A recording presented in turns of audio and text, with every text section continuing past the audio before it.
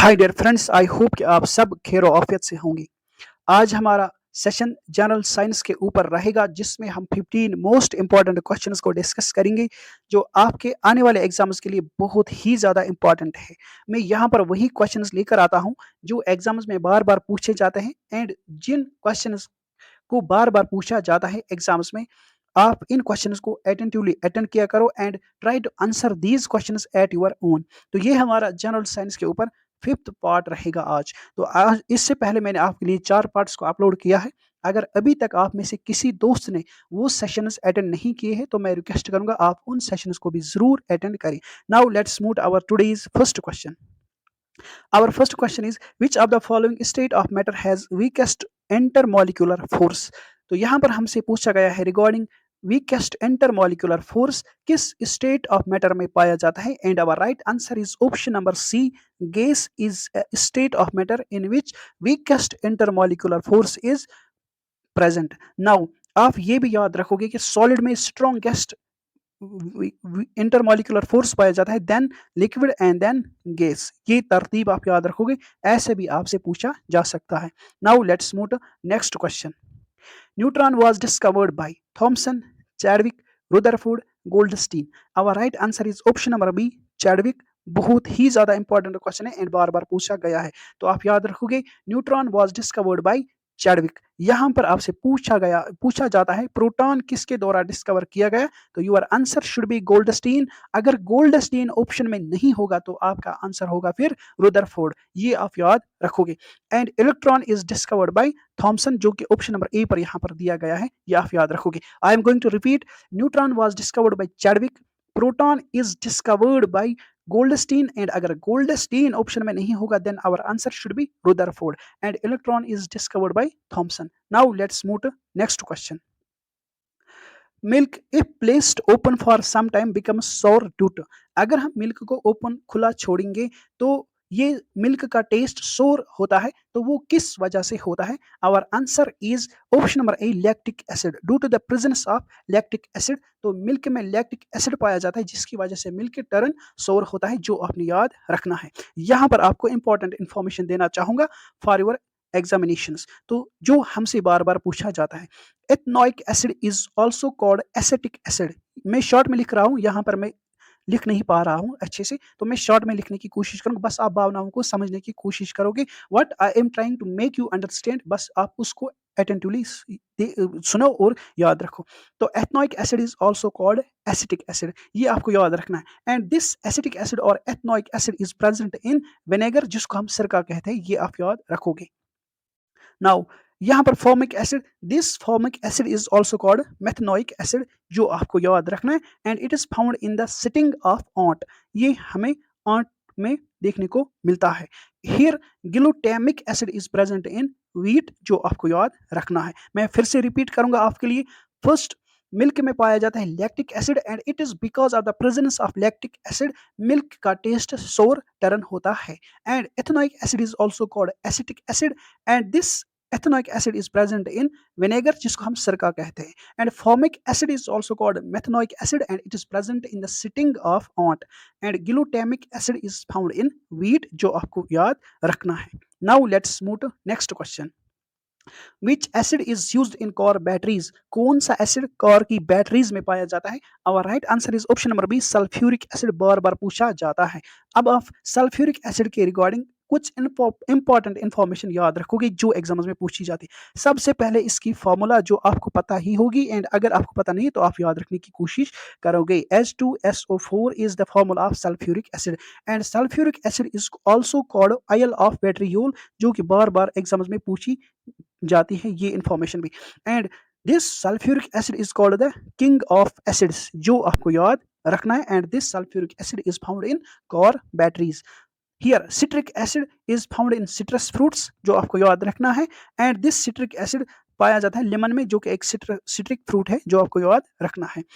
Hydrochloric acid, जो कि पहले फर्स्ट नंबर पर दिया गया है, ये हमें देखने को मिलता है स्टोमक में, जो आपको याद रखना है, स्टोमक से रिलीज होता है हाइड्रोक्लोरिक एसिड, ये आपको याद रखना है। Now let's move to next question.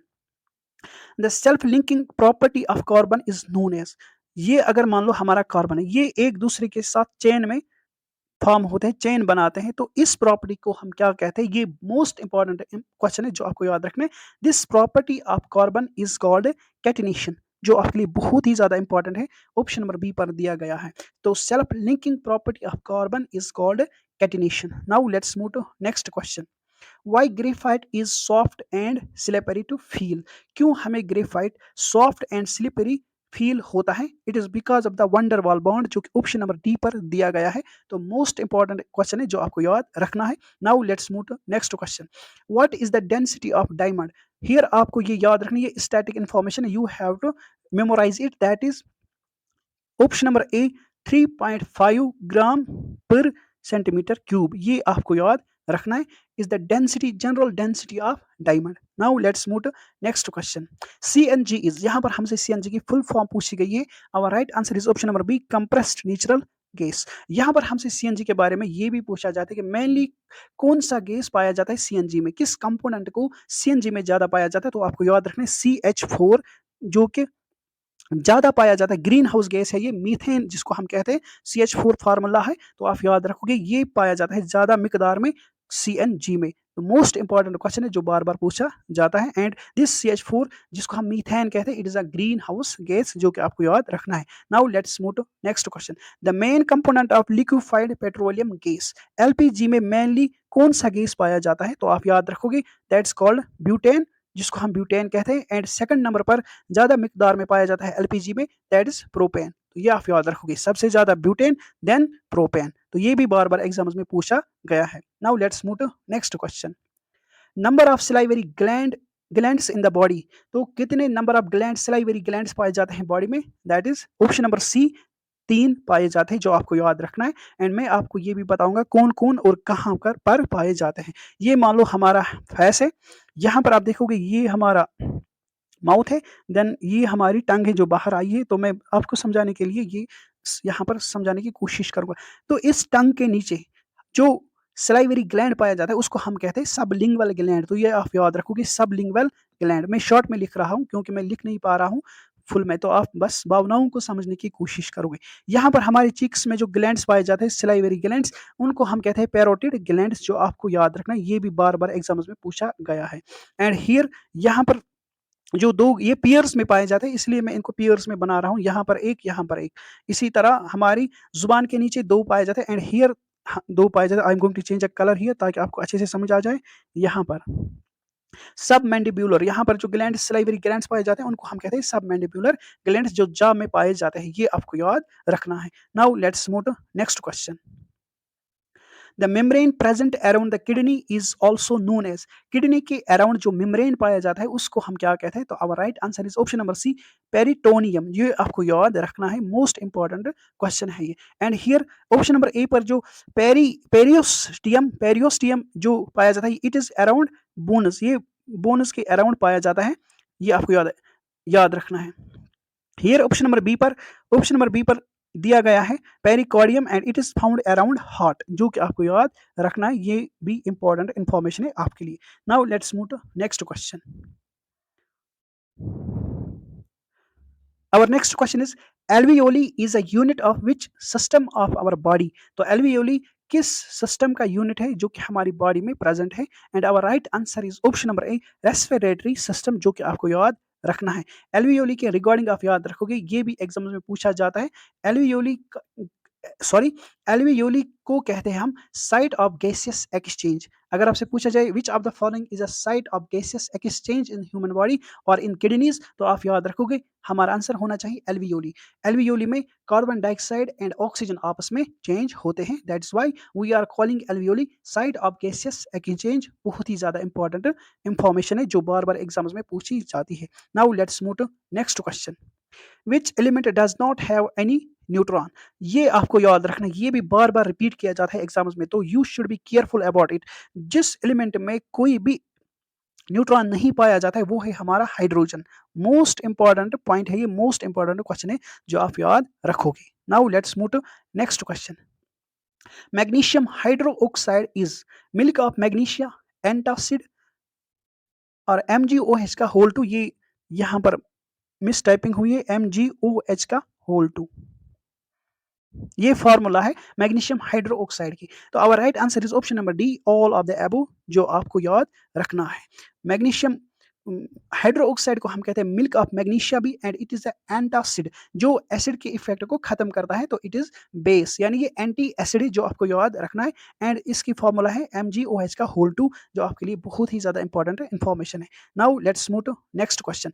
Vitamin B3 is also known as, तो विटामिन B3 को हम किस नाम से जानते हैं? और तो दैट इज नियासिन, जो कि ऑप्शन नंबर बी पर दिया गया है। ये आप याद रखोगे, मोस्ट इंपॉर्टेंट इंफॉर्मेशन है आपके लिए। तो now let's move to next question. तो ये था हमारा आज का आखिरी क्वेश्चन। मैं उम्मीद करता हूँ कि आपको आज का सेशन बहुत अच्छा लगा होगा एंड आपको बहुत कुछ सीखने को मिला होगा। तो मैं आपसे लास्ट पर रिक्वेस्ट करूँगा कि अगर आपको मेरी ये कोशिश, आपको पसंद आती है मेरी ये कोशिश, एंड आपको यहाँ पर सीखने को कुछ मिलता है, तो मैं आपसे यही रिक्वेस्ट करूँगा कि आप इस चैनल को सब्सक्राइब करें, अगर आपने अभी तक चैनल को सब्सक्राइब नहीं किया है, और इन वीडियोज़ को आप लाइक भी किया करें एंड शेयर भी किया करें अपने फ्रेंड्स के साथ, ताकि इनको ज़्यादा से ज़्यादा रीच मिल पाए। क्योंकि मैं बहुत ही ज़्यादा हार्ड वर्क करता हूँ आपके लिए, क्वेश्चंस ढूँढ ढूँढ कर लाता हूँ आपके लिए, जो एग्ज़ाम पर्सपेक्टिव से बहुत ही ज़्यादा इंपॉर्टेंट रहते हैं।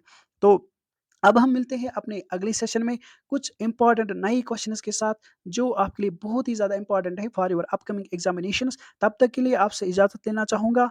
Good bye.